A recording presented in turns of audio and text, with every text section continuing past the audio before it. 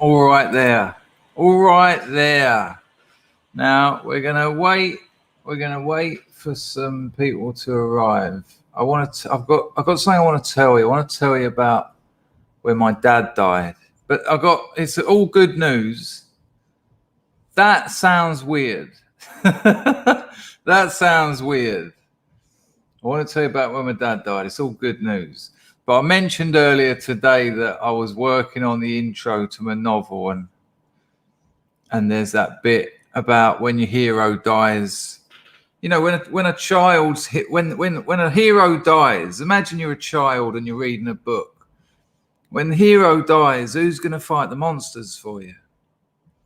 So there's a bit of that in my book, and the idea is, spoiler alert, the idea is it was that attempt to protect myself from the non-existent monsters that caused me all my problems. I created my own monster. When my hero died, in an attempt to protect myself against the imaginary monster, I created the monster, and that was my addiction. Even if I do say so myself, it's a fucking good opening to a novel. I can't say the same for the other 140,000 words, but that's a good opener. I'd be proud of that. Well, not I would be. I am actually proud of that. I've worked hard on that. You know, the best opening to a novel ever. It was the best of times. It was the worst of times. It's just brilliant. It's just brilliant. Because in many ways, it's, the best. It was the best of times. It was the worst. In many ways, that's all a novel can be. All a novel can be is that. Are things getting better, or are things getting worse? Because they're going to do one of the two. Because if you're just going like that, that's not a novel. That's real life. And that it was the best of times, it was the worst of times, is just shocking. It's shocking in terms of its understanding of storytelling. And we spoke before on this channel about storytelling and in the European tradition and the figure of death. And the worst of times are death, and the best of times is life. And it's right there in that opening sentence. It was the best of times, it was the worst of times. It's just incredible. But I'm proud of what I've managed to do with that opener. I like the idea of that, and because, as I've told you before, a quote from a much maligned post-structuralist writer. What I write takes me by surprise and teaches me what I think. It's the same for all of us. Sit down and write something. You'll have an idea. You'll have an idea, but language represents thought. How thought represents itself. There's no middleman there, and so you might think, "Oh, I know. I'm gonna write about so and so," and then as you write it, you're also reading it. You're also like, oh, that's what I think, is it? That's what I'm thinking. What a process. What a thing writing is. This is why I pounced on Semiological. When I see Semiological talking about semiotics the other day and the value of understanding semiology to the dissident right, I was like, oh, at last. And then Hugh was talking about grammatology. The gram that is of grammatology is a linguistic unit smaller even than the signifier and the signified. And so I have contacted Semiological, and we're going to get together in the new year. So mid-January, look out for that. I don't know if it'll be on my channel. I don't know if it'll be on his channel. Hardly matters, because if I go on his channel, then he'll come on mine. And if I go on his, vice versa. But, you know, it's interesting stuff. It's stuff we need to think about. It's stuff that the dissident right needs to understand, that just because this stuff has come out of places like the French postmodernists and the French post-structuralists, just because this stuff has come out of the Frankfurt School, you make a fool of yourself to disregard it. You make an absolute fool of yourself to disregard it. You know, especially the culture industry, Theodore Adorno's culture industry. It's an absolutely spot on and scathing attack of culture, and it's more on the money now than it was when it was written 60, 70 years ago. Hang on. Yeah, 60, 70 years ago. Galileo's tongue. No, I haven't today, mate. I've been so busy. I haven't gone near my Scrubs account. I just can't. There'll be about 130 emails in there at the moment. Seriously. So I don't even go there. I just, while I'm working. And I finished this morning's stream, started working, went out, got me a haircut, got something to eat, come back, been working, finished work about 15 minutes ago. So not yet, but maybe tonight, maybe tomorrow. The missus here tomorrow. But what Semiological missed, and I doubt, yes, Steve, it was very kind of him. I mean, he ran it by me first, which was kind of him. He didn't need to. I trust him because I respect him and he's a friend of mine. But yeah, nice. Very nice. But what Semiological missed out, or maybe I missed it, or missed sounds like he didn't know or he forgot, and that's not the case. I trust Semiological enough to assume that he just didn't have time or felt like he didn't need to be there, or felt like it wasn't relevant in that context. How many times did the tears flow during the writing of this novel? Loads and loads of times. There's so much about really terrible things I'd done to my mother, and really terrible things that I'd done to my mother, and also my relationship with my father. That some of it's heartbreaking, especially when you're having to investigate it. You know, you don't just write it; you have to investigate it. I probably wrote my novel twice in terms of the amount of words I actually wrote. That's how you investigate the ideas. And then you remember something, and you investigate it by doing the work, by actually doing the work. And yeah, I broke into tears many, many times. Chris Holloway has dropped a cockle. I haven't even got the grift on. I'm too busy gabbing. Don't worry, Chris. I'll get you a little special for today. I'll do it right now. Thank you, Chris. You're such a regular supporter of this channel. It's really much appreciated. Everyone who supports this channel. And as I do say from time to time, all the subscribe stars and all the patrons, you know, I am aware of those people, and they do it without the glory. They do it with nothing.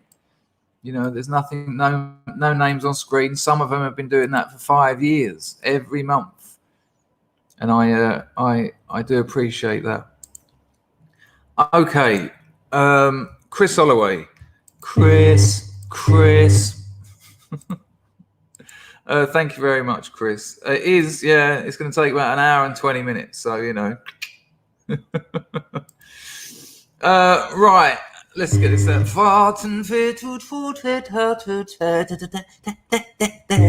I'm glad you noticed that, Bunny Shonis. It was it had a certain amount of baritone in there. There was a baritone in there. Thank you. Alan, it's okay. Nice one, Al. Appreciate it. I'll tell you what. Alan. Okay, we good with that? Thank you, Alan. Much appreciated. Jip. Hello, Jip. Thank you, Chris, for all you do. Love this community. And thank you, Jip, for emailing me. I know that's between you and me, but, you know, I haven't looked at my email, so I don't know what you've written back. But this, what I'm going to talk about in this video might be very relevant to you. Might not be, but it might be. Thank you for the donation, and thank you for your very kind comment. Johnny Blue. Johnny Blue, you knew it was coming. Thank you, Johnny. Hello, mate. I hope you're all right, Johnny. Christmas is hard. Christmas is hard when you've just got off all that malarkey. Good luck, Johnny. My thoughts are with you, mate. Derba. It would be definitely a good idea to check your email from Galileo. What, like right now? Okay. People, I've been what's the word? Not manhandled, strong-armed. I've been strong-armed, but now I've got to see how many emails I've got to deal with, and it gives me the fears. I'm being strong-armed. Right, hang on.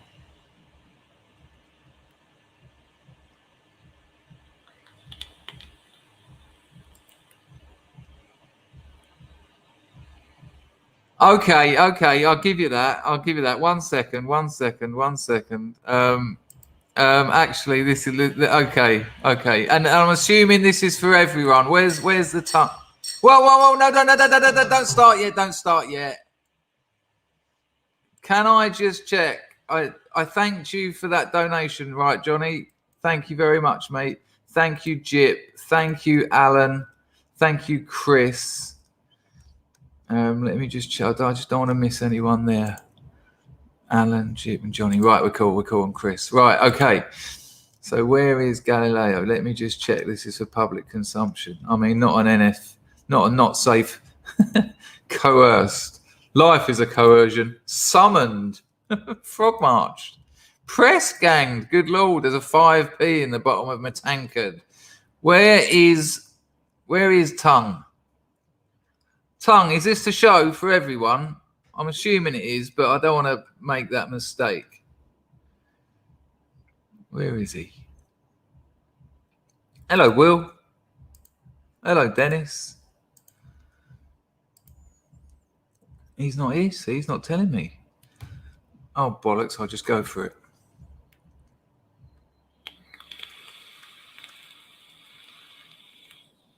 Hello, Deadbeat Chess. Hello, Mark Toomey. Right, so this email says, I've done this for you and the Scrubs. Here's a private link. Are we assuming that's for public consumption? We are, right? I've done this for you and the Scrubs, surely. All right, we'll do it. Right, hang on. We'll pop that over there. So this is from Galileo's Tongue. If you don't know Galileo's Tongue, you should by now. He's got a cracking YouTube channel. It's so good to have excellent conversations. I'll link to it in a moment. Right, here we go, people. So this is a little Christmas gift from Galileo's Tongue. Oh, you need the hat. I'm getting this hat withdrawals, is there? I don't know where the bloody thing is. Oh, I lost it, didn't I? Oh, for God's sake. And I've got my pants on. And I've got Sarah's pants on. I don't know why my hat's in my bedroom. Yay!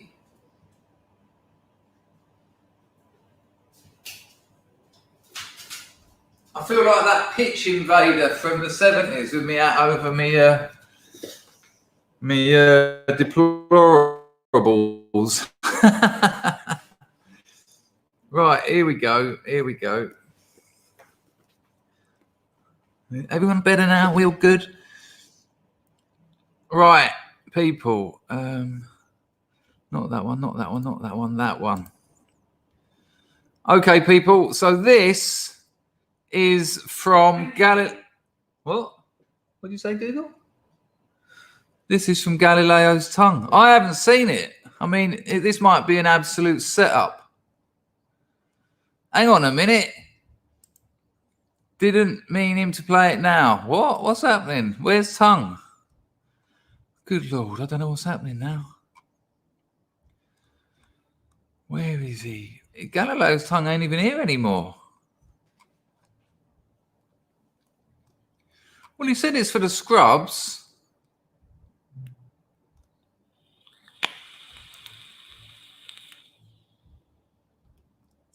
I just want to check. Are you here, Galileo's Tongue? And if you are here, is this to watch? I'm quite happy to play it now. I just don't know if that's what you meant. It's meant for your Christmas Day stream. You'll have to wait, people. It's too hot, people. It's too hot for this. Nah, you're going to have to wait. You're going to have to wait for... Sorry, I'm just putting the fan on. You're going to have to wait for Christmas Day. No. You'll have to wait. Nice. Look at Priya, proper pissed. Hello, Mush. You all right, son? Well, you know. No. It's Christmas present. It's for Christmas. Yeah, I think that's right. Come on, children. You have to wait for your presents. I might have a little look later. Right, so I'll close that. But I've got that tongue. I've got that, so don't worry. Martin Davis, I only just finished watching the morning stream. It's like a matinee. No, I'm afraid not. Yes, then, Maverick. All right, you take care. There you go, Xenophon. That's how it should be. Oh, look, RMF's proper pissed. Like capitals and everything. Good Lord. No, that's going to be... Annie apologised. You're all right. No, good call, Herberderb. If I hadn't have seen that, I'd have ruined it. We're having it on Christmas Day, what it's meant to be. It wasn't a bait and switch. It was a bait and steal. Bait and take. I have already eaten my Christmas treats.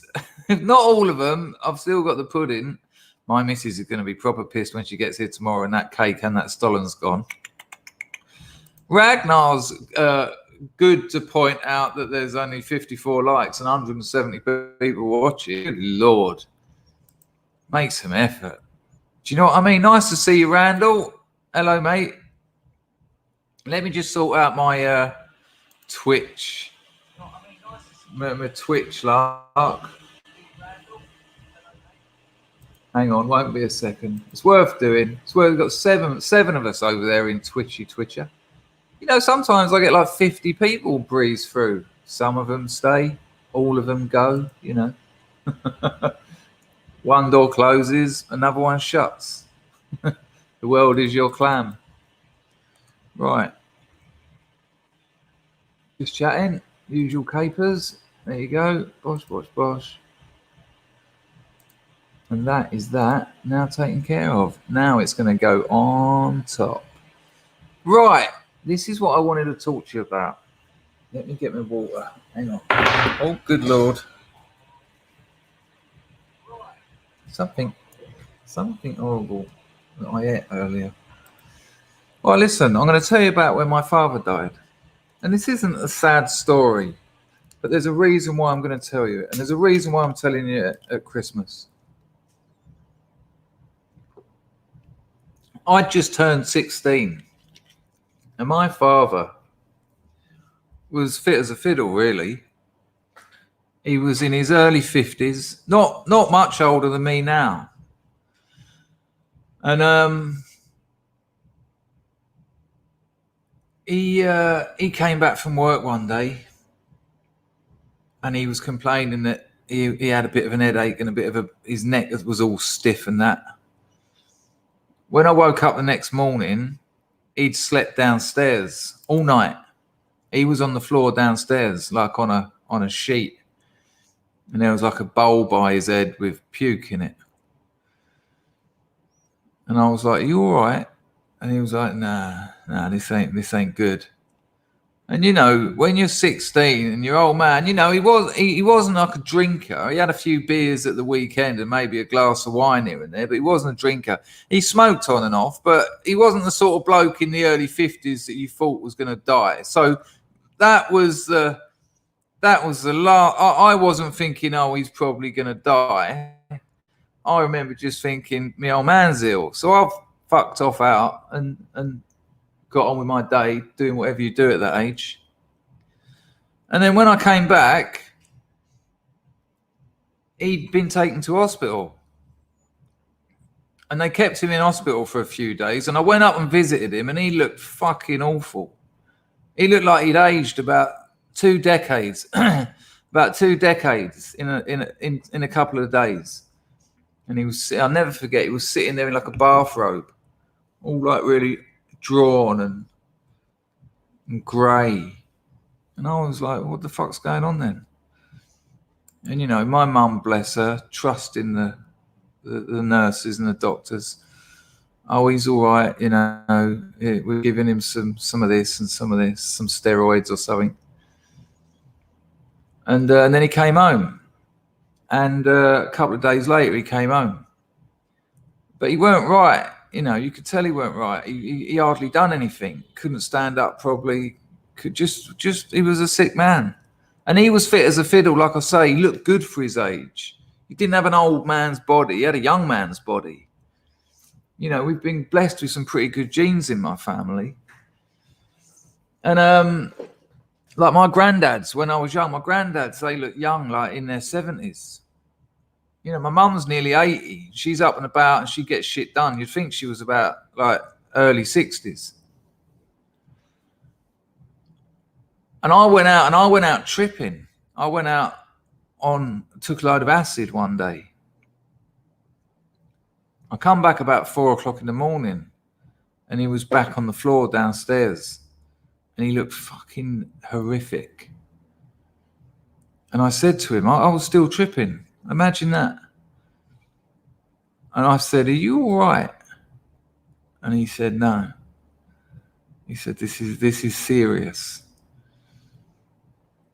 He said, I ain't eaten in about 5 days. Can't keep down water. He said, there's something wrong.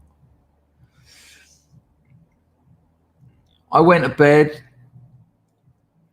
went out later that night, came back the next day. I stayed out all night, almost certainly because I didn't want to cope with it, didn't want to deal with it. Because now I'm starting to think about dying. Now I'm starting to think about death. My father, my absolute hero, dying. And so I was just hitting it hard. Acid, alcohol, chain smoking, bifters. When I come back, he was in hospital.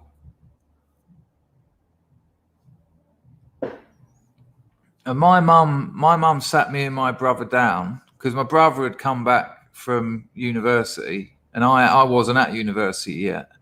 I was just living at home between school and uni, from school and art college. My mother sat me and my brother down. And at this stage, I'm just seeing my dad a bit sick. And then this conversation, there's a reason for me telling you this, people, and I will get there. And it's a good message, but you need to know this. And I said, my mum sat us both down, and me and my mum, we never had these conversations. We never had her say, I need to talk to you two. That had never happened. My mother wasn't like that. She looked after the house and she fed us. And then she said, your dad's in a coma. And I was 16 years old, right? And this had been about a week. A week before, my old man was just working and being my dad. And he was going to live forever. One week before. And now I've got my mum saying to me and my brother, your dad's in a coma. And then she said this. Now imagine this. She said, there's a chance he might survive if they operate. But he might be paralyzed from the neck down. And then my mother said this: "I'd rather him die." And I knew exactly what she meant. I knew exactly what she meant. Because he wouldn't have wanted that. He doesn't want to be lifeless, just a brain. That weren't my old man at all. And then we went up the hospital a couple of days later, and it was just this. It didn't look like him at all in this bed. And for the first time in my life, I swore in front of my dad. We were all sitting around the bed, and my mum kept putting her hand in his hand, her finger like in his hand, and going, Alan, squeeze my hand if you can hear me. And it was driving me barking mad. And occasionally he would. And then at one point I saw him, she kept doing it. Squeeze my hand if you can hear me. And I see him, he went, oh, like in a coma. He sort of went, oh. And I said, Mum, stop that. I said, can you imagine that? That's probably driving him mad. And everyone else left the room, and I was there on my own. And I just said to him, I said, this is fucking bad, right? And that was the first time I'd ever sworn in front of him. I said, this is fucking bad. I've got a feeling I'm not going to see you again. And that was it. I just broke down. That was it. I just cried then. And 2 days later, he was dead. 2 days. So he'd gone from a very healthy, active, hard-working father of two, never took any time off work, to dead in a couple of weeks.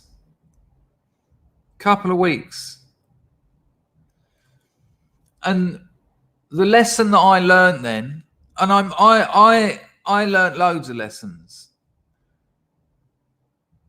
but one of the biggest lessons I learned then,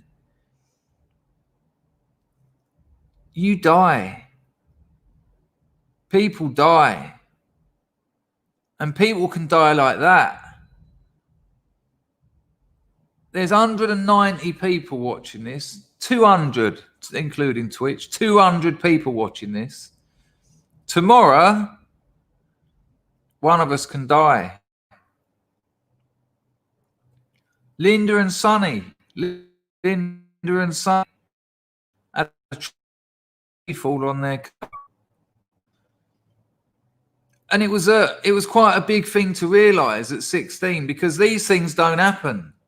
Those things didn't happen to my family. My family was my family. That was my old man, and he was going to live forever.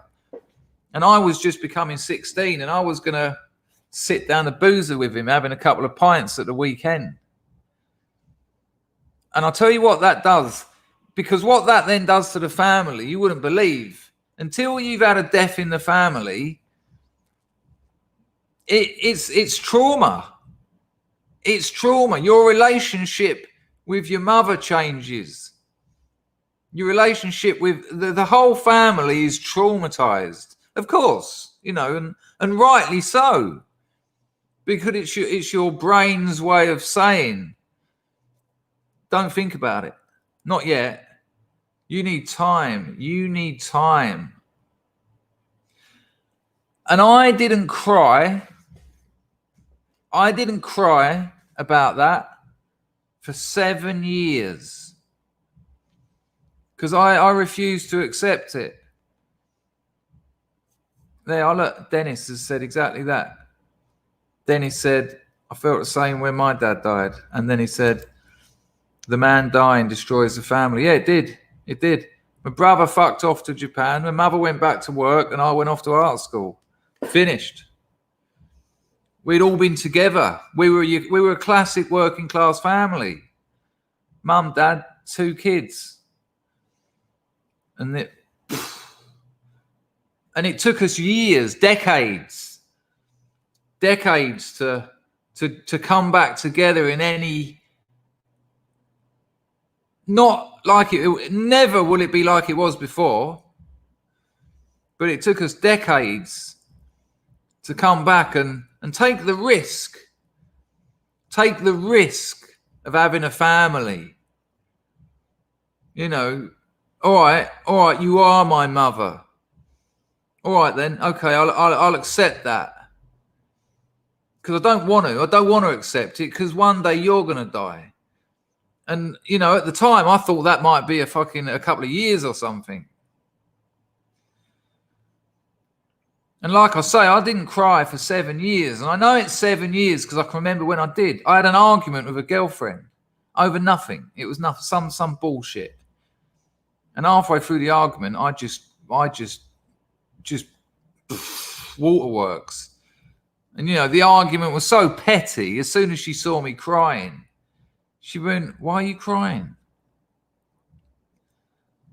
And without thinking, I said to her, "My dad died." And that was the first time I accepted it.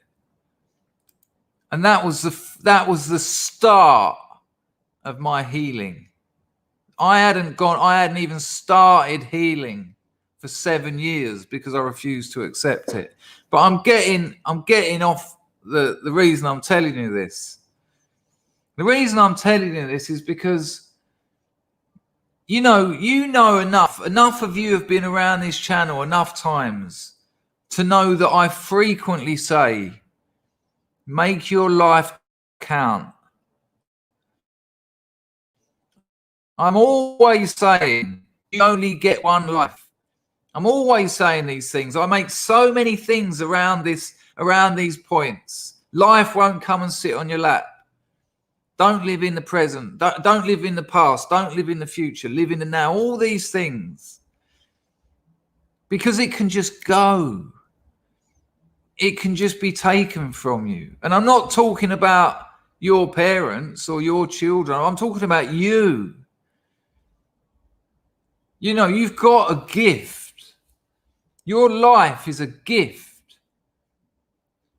Because the potential to make something happen of your life. And by that, I don't mean get famous. I don't mean get rich. I don't mean anything more than make it worth something. Give it the value it deserves. Because we have been demoralized. I'm going to show you a little video in a minute, and it will show you how that demoralization works. You know how I feel about that. You know how I feel about them having us walk around in sportswear. You know how I feel about what they've done to our communities. They're making us almost let our time just pass. Sit on your ass, watch telly, another year passes, go to work, earn a few quid, pay your rent, sit on your ass, watch telly, another year passes. Oh, you got a flat screen, nice. Sit on your ass, go to work, pay your rent, another year passes. Don't let that happen. Because I'm telling you now, if someone said to you, "Hello, John," whatever your name is, hello, so-and-so, on the 1st of January, 2023, you're going to be dead. You've got a couple of years. You've got a couple of years left. How would you live your life? Would you change your life? Would you carry on sitting down watching Netflix? If you knew you had 2 years left to live, I reckon the majority of you would lead a very different life. There's an incredible interview with Dennis Potter, with Melvin Bragg and Dennis Potter. I think it's Dennis Potter. Let me just check I've got that right, or if any of the scrubs can. Yeah. Melvin Bragg and Dennis Potter. Let's watch a little bit of it. I didn't actually plan to watch this, but if you don't know, Dennis Potter was a writer and a playwright.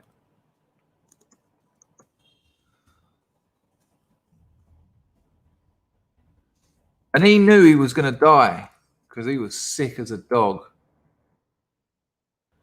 And it's the most fantastic interview. I'm going to show you a bit now. Honestly, if you've never seen an interview, watch this full interview. Dennis Potter's got a hip flask full of Oromorph because he's in that much pain. And it's Dennis Potter talking with Melvin Bragg. And it is probably, it's called Seeing the Blossom. Because when they told him you're about to die, he realised what being alive was about. Schrodinger's Gaffney said he wrote disturbing sick filth. Yeah, he did, because he was trying to write about the world we live in. He was trying to write, if you read about why Dennis Potter made the work he did, he was trying to reflect the degenerate state we find ourselves in. I mean, if you can't understand that, I can't help you. So check this out. This is the end of that interview. Hang on, it's only a couple of minutes. So watch just a couple of minutes.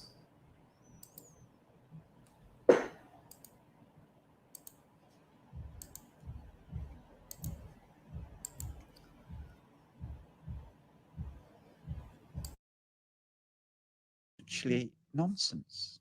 A program costs what a program costs to make. It can be made by a tiny company.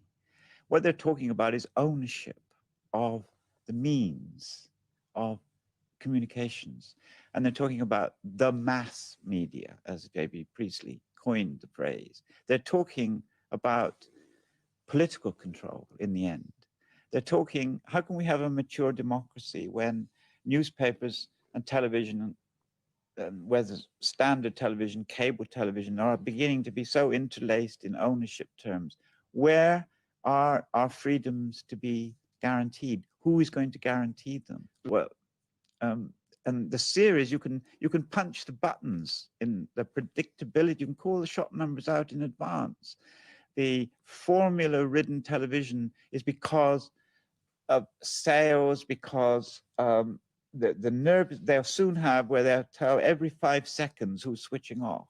The pressure upon creators, whether they're writers, directors, designers, actors, producers, whatever, that pressure will be all the time to maximize your audience at any given point, which is the very antithesis of discovering something you didn't know. It's the very antithesis of the kind of broadcasting and television which was such a glory in British life. Each little tear and sorrow only. I thoroughly advise you to watch that interview, because that's pretty much, he talks about, you know, this was like 25 years ago, and he's talking about cultural democracy and a democratic culture, and who owns the means of production, the means of intellectual production. You know, it's just fantastic. And that Seeing the Blossom, that's the name of his book, or it might be the transcript of that interview, I can't remember. But listen, my point, this is the reason I've told you everything I've just told you, is consider your life. Give your life the value that it inherently has, because it can be taken away from you in a flash. And if that were to happen, would you have felt like you gave it your all? Would you have, what I always use is make it count. Make your life count. And when we talk about being powerless, when we talk about the dramatic changes that are happening to Europe and England and the UK, Without a doubt, one of the ways of fighting back against that is by making your own life count, by making yourself strong, by making yourself active in the world, because that strengthens families. Just by being strong, you strengthen those around you, whether that's actual blood families or whether that's fraternities of friends. And when you get strong families and when you get strong fraternities, you get strong communities, because strong fraternities and strong families make the families around them stronger. And this keeps moving up because strong communities make a stronger nation. And when it comes to it, when it comes to the part where we might have to fight, where it comes to the part where decisions are going to have to be made, we're going to need to be strong. We're going to need to value ourselves. We're going to need to have made our lives count. Because if we haven't, and if we live that demoralized, broken, wasted, lazy, unproductive, broken life, well, then we don't stand a chance.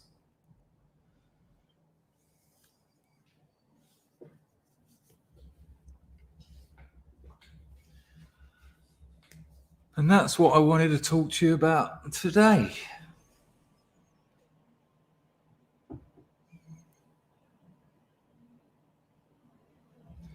Check out, I'll send you the link to that. I'll send you the link to that that interview. It's really inspiring. One of those life-changing things. You know, regardless of whether you like Potter's work. I mean, I was very touched to see a lot of people in the chat, obviously fans of Potter and understand his work. And, you know, he also got the same show on 2 channels at the same time, which is in its own way quite revolutionary. To have the BBC and ITV, I think it might have been Channel 4, running the same show, different episodes, I think it was, it's incredible.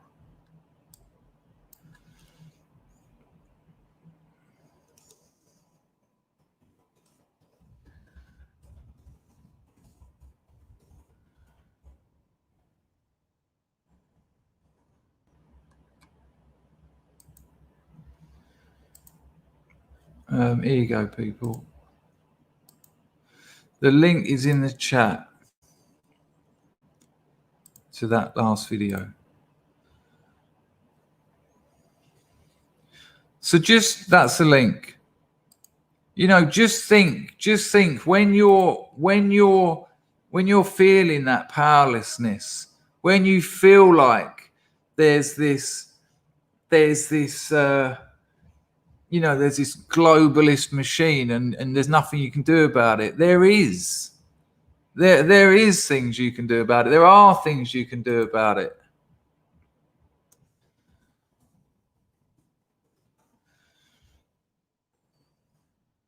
And listen, I'll tell you what, if any of you, give me a 1 in the chat if you've seen The Singing Detective.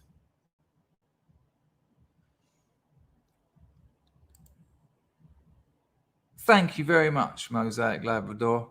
For years, it was absolute hell for me knowing what I was putting my mother through and how he would have fucking, yeah. But I think I've made amends as best I can. What did people think of The Singing Detective? What did people think of The Singing Detective? It's fucking brilliant. And this is television. You know, you hear today people talk about, well, Netflix, you know, the quality of stuff on Netflix, this is like cinema. This is like cinema. Well, Potter was doing that in the 80s. What did people think of The Singing Detective? Yeah, Gambon was brilliant in it. It's worth a watch. I thought you might like it, Tony. Yeah, that's a fair point. I think so.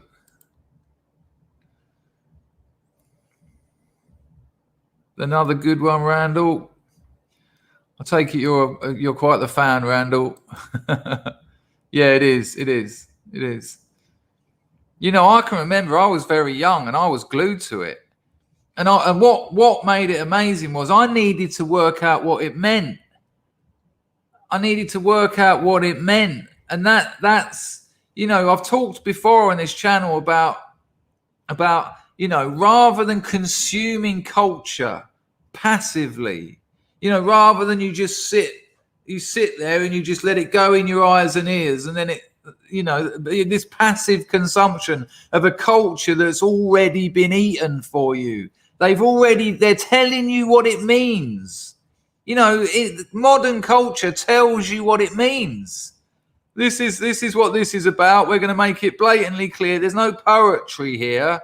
There's nothing here where you're actually going to have to engage in it. There's nothing here where you're actually going to have to try and understand it on a deeper psychological level, where it might actually have some cultural, historical, and political value. No, fuck that. Modern culture is this pre-digested bullshit. But the likes of Potter for television in the 80s, no, you didn't get all that. You had to work it out. You had to invest your own experiences into it.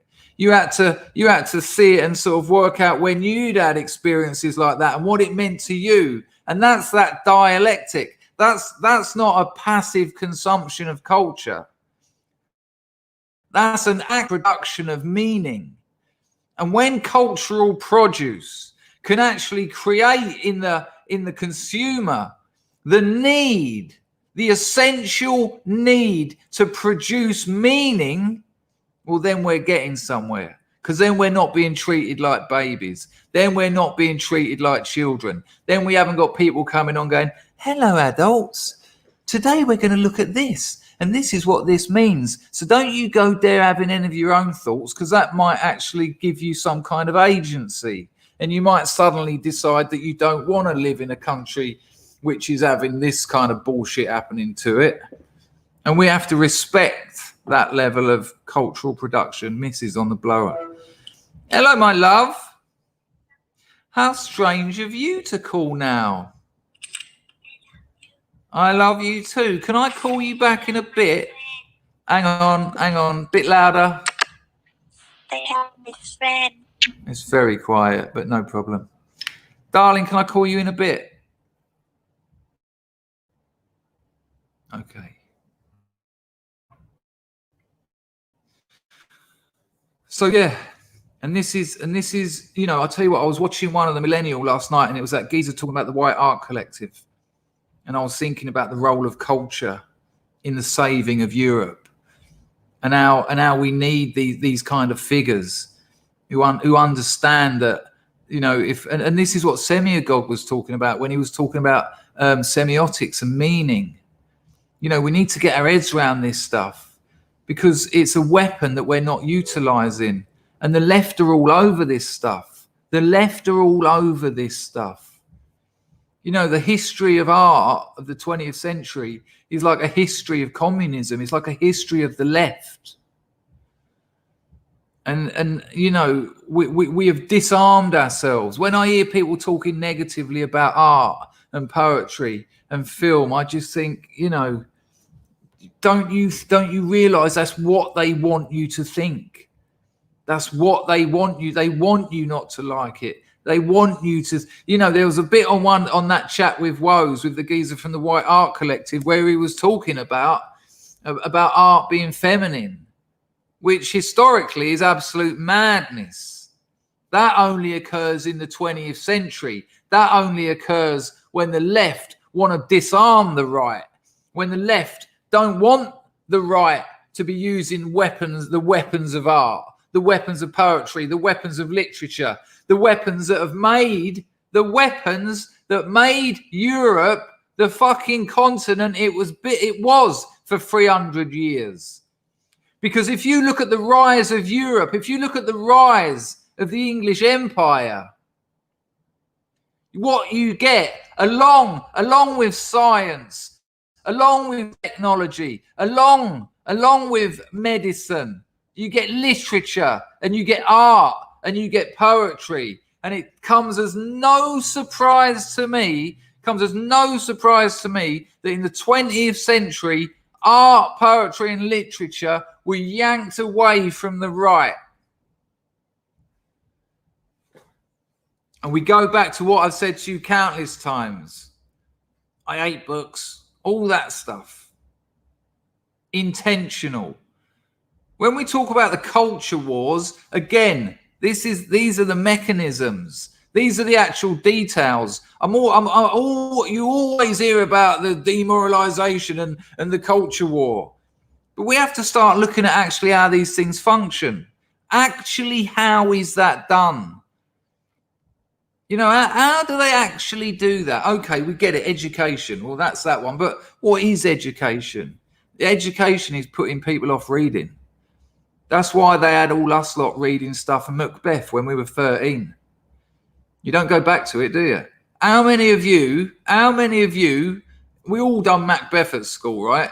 How many of you, after reading Macbeth, thought, oh, I don't know, I think I'll have a look at Twelfth Night now. Oh, I think I'll have a look at A Midsummer Night's Dreams now. Or how many of you thought, fuck that Shakespeare bullshit? You know, that European writer that dominated literature for fucking 4 centuries. Remember this. Right, I've got a couple of things to show you. Not connected with that rant, but I hope some of you got something out of that.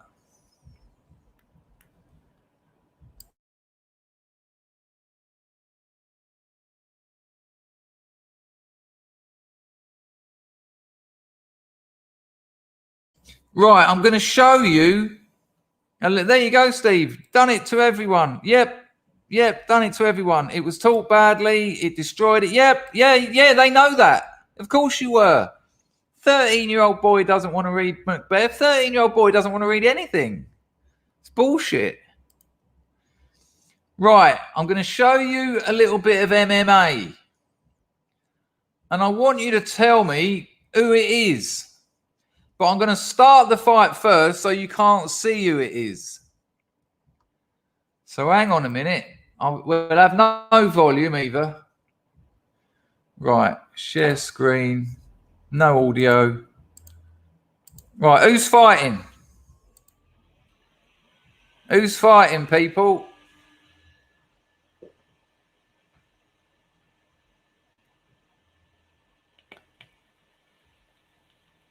Whoa.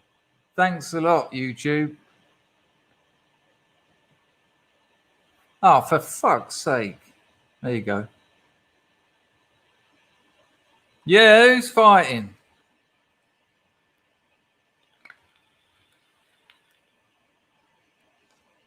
I only want you to name the white geezer. Oh, come on. All right, fuck it. That was Dapper Laughs. Remember Dapper Laughs? Remember Dapper Laughs? That comedian who was hilarious, but came onto the circuit at completely the wrong time. Yeah, Dapper Laughs. An absolutely peculiar story. I just watched who's that geezer, Dennis? You know him. Is it Johnny English? No, not Johnny. Someone English. Let me put it in the chat. Hang on. I tell you what, it's the most mad story. Here, James English, Dapper Laughs. Look, you might recognize him more if you see him here. He was the bloke who he was a stand-up comedian. He got a TV show. He was earning millions on Vine. And then they all said, no, he says terrible things about women. And it was right on the cusp of the social justice arrival. and he lost his in one week. He lost his agent, he lost his TV show, he lost his world tour, and his dad died. I'm telling you, it's an incredible story. You might recognize he's put on a bit of weight, but listen, now he's still doing amazingly well. He's got 2 kids. He lives in an house that's £1 million and at £1.5 million. Yes, Glenn, the media killed him. The media killed his old man, without a doubt. Check him out now. From it, and I thought,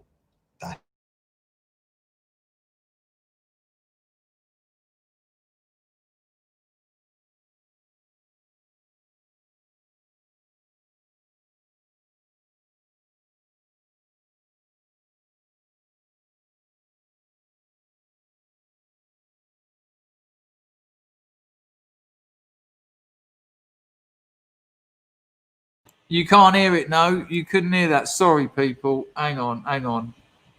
Let me see if I can get you to hear I'll play you the bit at the beginning where he does his little intro. Check this out.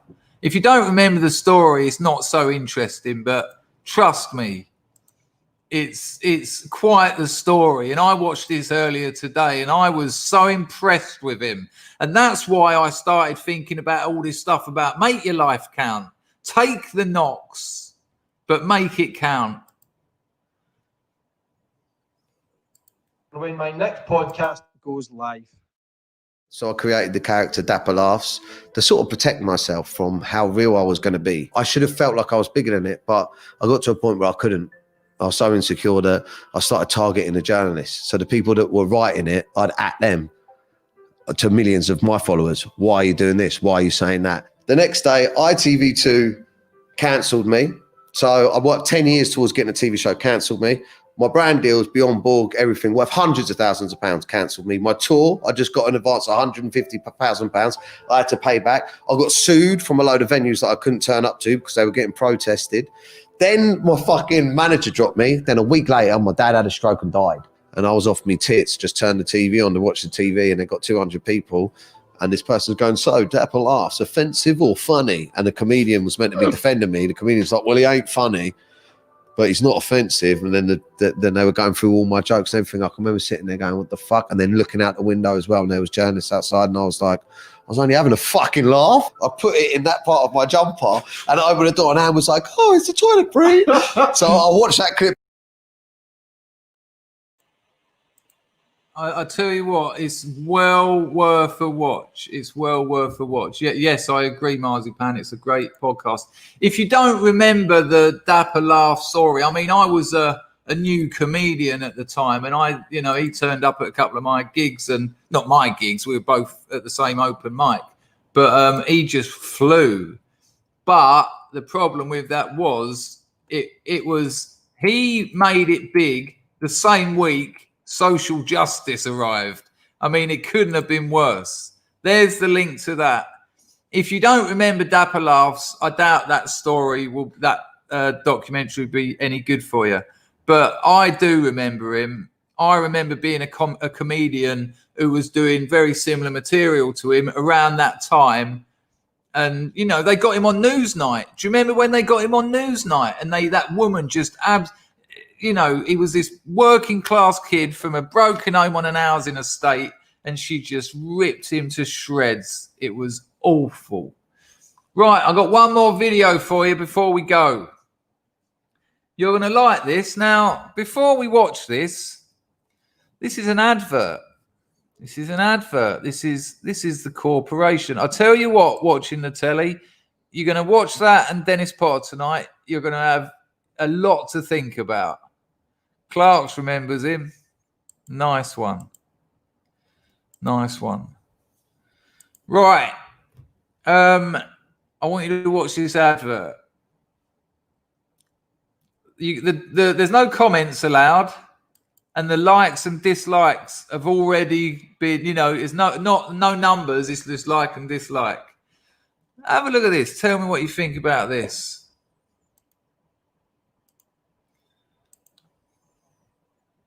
I mean, sit comfortably, yeah? Maybe get a sugary tea or a Mars bar or something. Hopefully my internet won't play up. Here we go. It's only a minute long.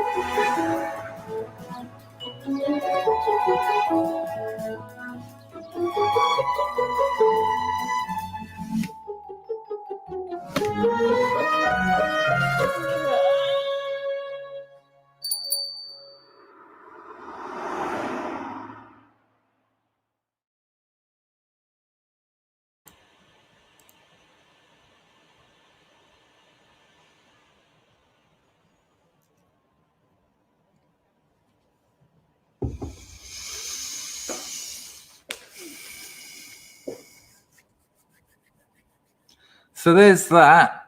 2,000 views already. No, you're not allowed to talk about this. No comments. No thumbs up or thumbs down. No. Can't imagine why not. Can't imagine why not.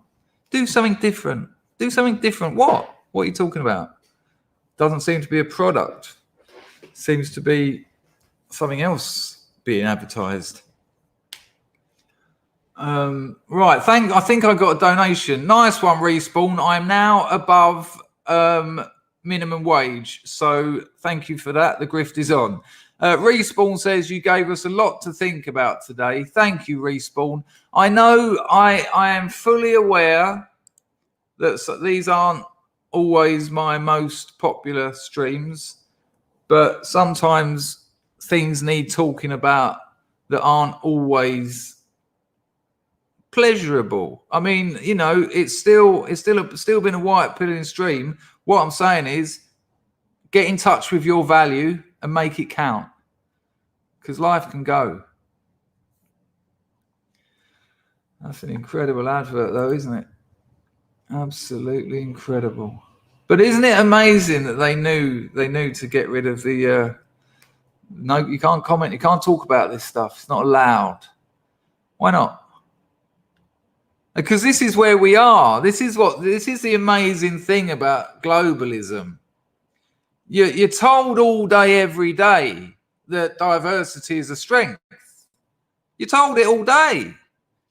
You're told all day, every day, that multiculturalism is wonderful. I mean, this is continually told to you. But you try and have a conversation about it. You try and just, I just want to I just want to dare have an opinion on this. And that's what all this censorship is about. You know, when I deleted all my videos that I knew would get me in trouble, it was basically all the stuff about race and multiculturalism. You know, they don't mind all the videos about me taking a shit in the street and smoking crack in someone else's front garden. No, that's fine. That's fine.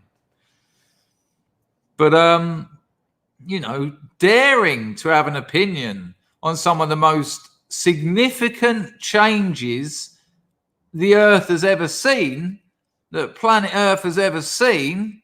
And did you know that BLM, bless them, off the back of all those Trayvon Martin, Pink Floyd, etc., $9 billion in the coffers. $9 billion. I mean, when you talk about oppression, when you talk about a racist nation, when you talk about a nation that treats a particular group badly, and yet they can raise $9 billion. Seem to be having an awful time.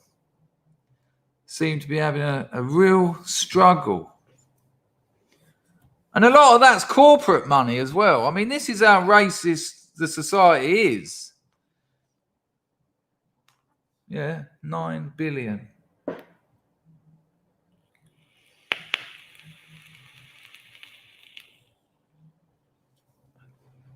Well, there you go, people. I've hit that magic 1 hour and 6 minutes.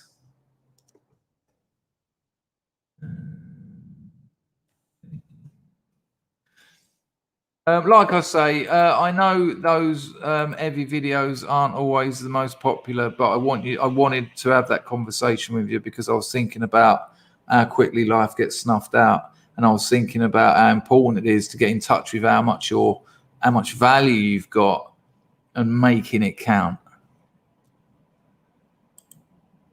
It's been an absolute pleasure. It's been an absolute pleasure talking to you, people. I will see you at the crack of dawn. It will probably be about 8 o'clock UK time tomorrow morning. Take care, everyone. I might see you in some streams later. I'll be up working. Ta-da!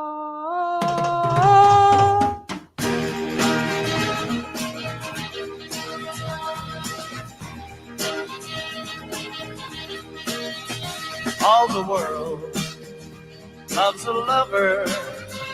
All the girls. Thank you, Chris. Every land a man to know. The joy of loving is to live in the world of man. There's someone who's waiting for you. Soon the world will be yours for a time. Music starts to play, night will turn to day. Darkness disappears when the one you love is near. You're in man. All the world loves the lovers, all the girls, in every land a man to know. Joy of loving is to live in the world of mankind. There's a place that is waiting for you, a world where the best in life is free, where time is always spring, happiness is king. The dreams you dream come true when the one you love loves you. You're in man. Enjoy the rest of your Wednesday. Enjoy the rest of your Wednesday. Thank you for all the lovely comments. Thank you for the donations. Thanks for all your engagement. Have a think about what I said. Watch that Dennis Potter interview, and I'll see you in the morning. Ta-da! All the world loves a lover. All the girls in every land a man to know. Joy of loving is to live in the world of mankind.